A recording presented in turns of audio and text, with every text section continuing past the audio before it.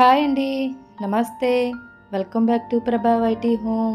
మీరు కనుక నా ఛానల్కి ఫస్ట్ టైం వస్తే ప్లీజ్ సబ్స్క్రైబ్ చేసుకోండి. ఈరోజు వీడియోలో కొబ్బరి లడ్డు ఎలా చేసుకోవాలో చూపిస్తున్నానండి. నేను పంచదార లడ్డు చేస్తున్నాను. ఫస్ట్ 2 కొబ్బరికాయల వరకు తీసుకుని ఇలా పగలగొట్టుకుని ఉంచుకోవాలి. ఇప్పుడు వీటిని పెంకు నుంచి వేరు చేసి ఇలా చిన్నగా ముక్కలు కట్ చేసుకోవాలి. మీ దగ్గర తక్కువ ఉన్నా కూడా చేసుకోవచ్చండి. ఇలా అన్ని ముక్కలు కట్ చేసుకోవాలి. ఇప్పుడు వీటిని ఒక మిక్సీ జార్లో వేసుకుని గ్రైండ్ చేసుకోవాలి.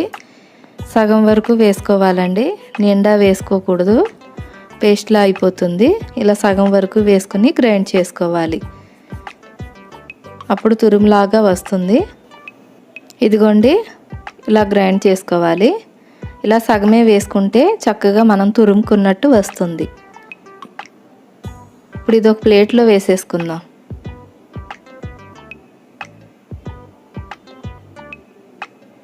ఇప్పుడు ఇలాగే మళ్ళీ ఇంకో ట్రిప్ వేసుకోవాలండి. నేను ఇలా 2 సార్లు గ్రైండ్ చేశాను. అన్నీ వేసేసుకొని మళ్ళీ మూత పెట్టేసుకుని గ్రైండ్ చేసుకోవాలి. ఇదిగోండి, గ్రైండ్ చేసేసాను. ఇప్పుడు ఇది కూడా అదే ప్లేట్లో వేసేసుకోవాలి. చూసారా, చక్కగా తురుములా వచ్చింది కదా. ఇదిగోండి, ప్లేట్లో వేసేసాను.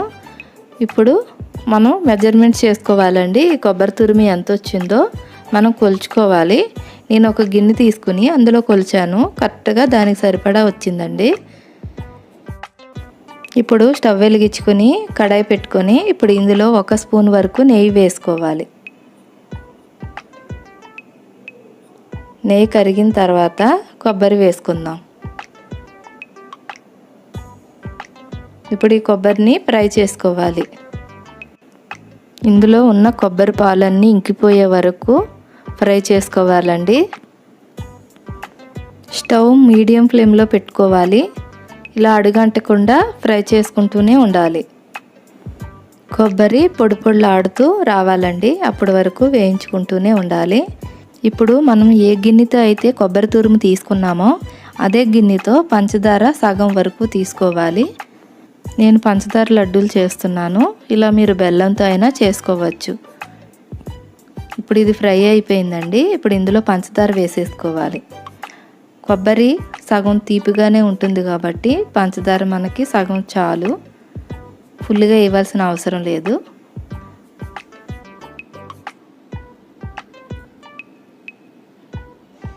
ఇలా మొత్తం కలిసేలాగా కలుపుకుని ఫ్రై చేసుకోవాలి.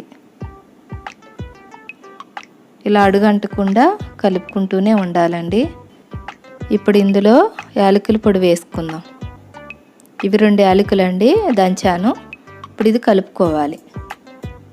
పంచదార కరిగి ఇలా దగ్గర పడే వరకు ఫ్రై చేసుకోవాలండి. ఇది దగ్గరికి వచ్చేసింది. ఇంకా మనం ప్లేట్లో వేసేసుకొని చల్లారనిద్దాం.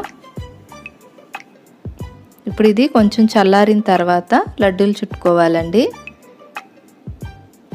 ఇదిగో వేసేసాను. కొంచెం చల్లారింది. చేతికి నెయ్యి రాసుకొని ఇలా లడ్డూలు చుట్టుకోవాలి.